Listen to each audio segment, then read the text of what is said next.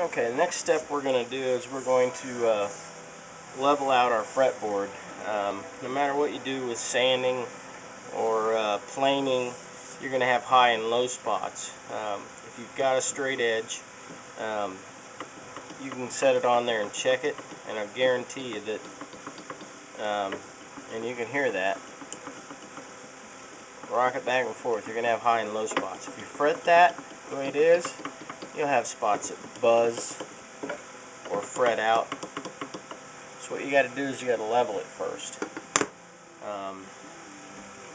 Stu Mac makes some really nice fret levelers that you can use to level it out. They're machined to give you a nice flat surface. We've got one, we use it a lot. They also make some really nice fret files that will flatten and level out your frets and your fingerboards. We use that some too.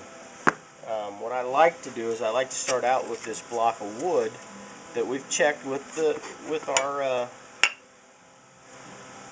our straight edge, and I put 4 different grits of paper on it: 100 grit, 150, 220, and 400.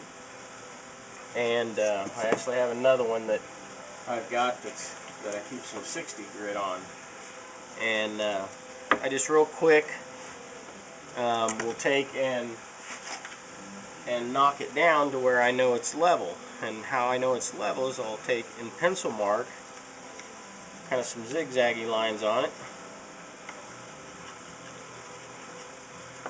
and I'll just block it down real quick.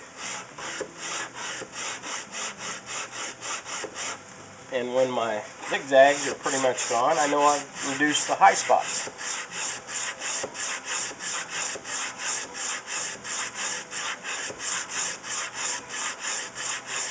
After a few passes,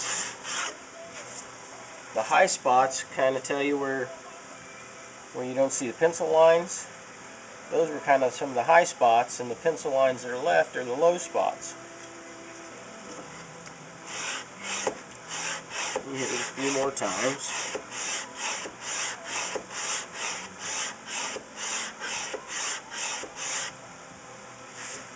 Take it a little bit further, and then I kind of switch to my 100 grit paper.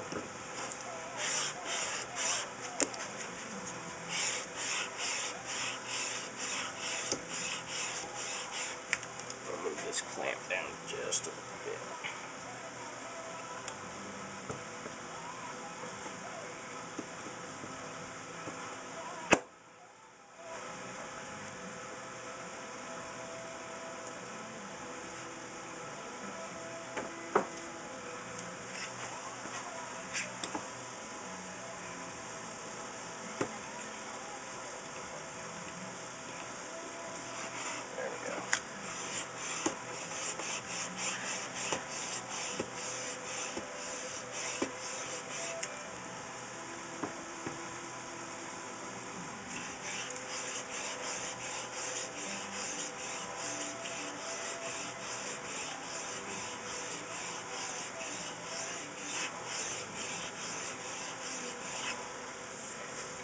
And as you go, you'll start to notice that your high spots are going and your low spots are starting to disappear. And it doesn't hurt to re-pencil line it a little bit. That way you know that you're not kind of blocking too heavy to one side and not another. Switch over to my 150 side. And the nice thing is by using multiple grains of sandpaper, is not only as you flatten, you smooth out your fingerboard. Kind of killing 2 birds with 1 stone.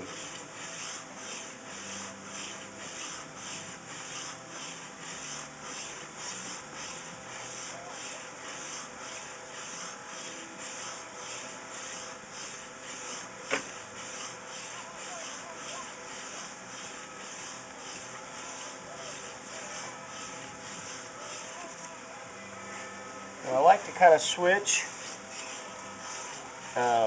from going front to back and back to front, so I don't end up too heavy to one side or another and creating kind of a wedge effect as I sand. because you can do that. You put too much pressure one way or the other.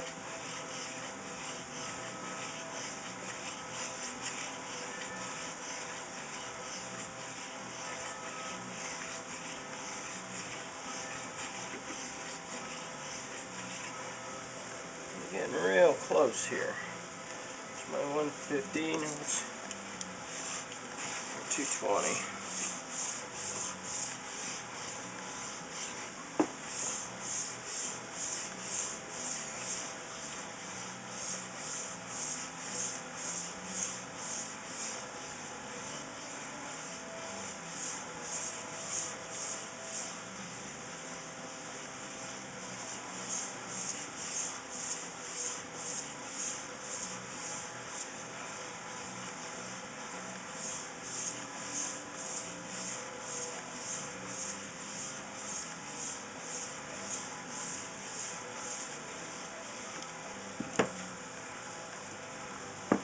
Alright, I think we're pretty much there, but I am going to finish off with my Stu Mac one and some 220.